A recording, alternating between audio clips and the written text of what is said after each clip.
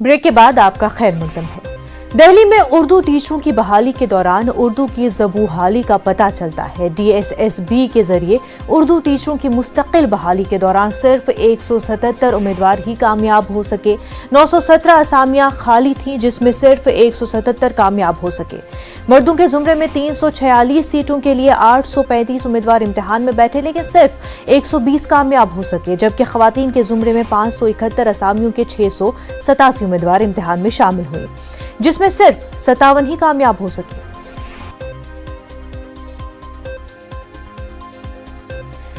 दिल्ली से हमारे नुमाइंदे खुरम शहजाद हमारे साथ जुड़ चुके हैं। खुरम, लगातार न्यूज़ 18 उर्दू इस मुद्दे को उठाता आ रहा है कि आखिर उर्दू टीचरों के हालात कब बदलेंगे?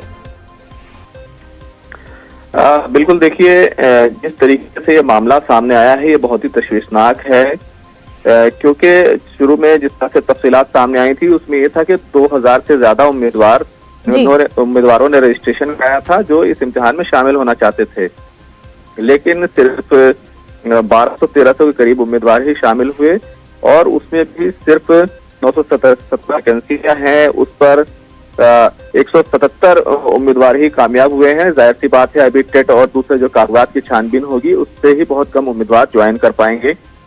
इस तरह 700 से ज्यादा जो वैकेंसियां हैं वो खाली रह जाएंगी। लेकिन इसमें अहम पहलू ये है कि इस तरीके से इलेक्शन का प्रोसेस है उसमें उर्दू के साथ फिलहाल इस मामले में कोई रिलैक्सेशन नहीं है और ये वैकेंसियां तकरीबन 5 साल के बाद आई थी। तो ये बड़ा मसला है कि उर्दू के साथ वैकेंसियां जो आती हैं उनको 5 साल लग जाते हैं। अगर मुसलसल आती रहे तो उम्मीदवारों की दिलचस्पी बनी रहेगी। और सबसे भी तशवीशनाक बात यह है कि 571 वैकेंसियां फीमेल कैटेगरी की थी, उसमें से सिर्फ 57 का सिलेक्शन हुआ है। हालांकि मेल कैटेगरी में जो 346 वैकेंसियां थी उसमें 130 उम्मीदवारों का सिलेक्शन हुआ है।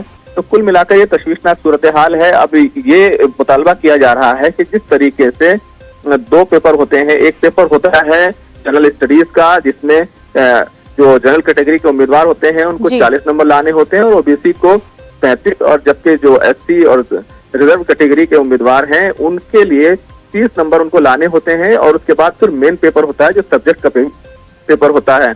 तो फिर दोनों पेपर को मिला करके एक मेरिट बनाई जाती है। तो मुतालबा किया जा रहा है कि जो पहला जो पेपर है उसमें जो उम्मीदवारों के लिए कामयाब होना जरूरी करार दिया गया है, तो अब दोनों को मिला करके एक मेरिट बनाया जाए जिससे इस मसले का हल निकाला जाए। क्योंकि अगर उर्दू के लिए टीचर नहीं मिल रहे हैं तो बच्चों के साथ क्या होगा, ये एक अहम मसला है।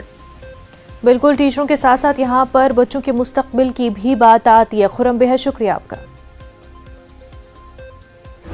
इस वक्त की बड़ी खबर कानपुर से आपको बता दें।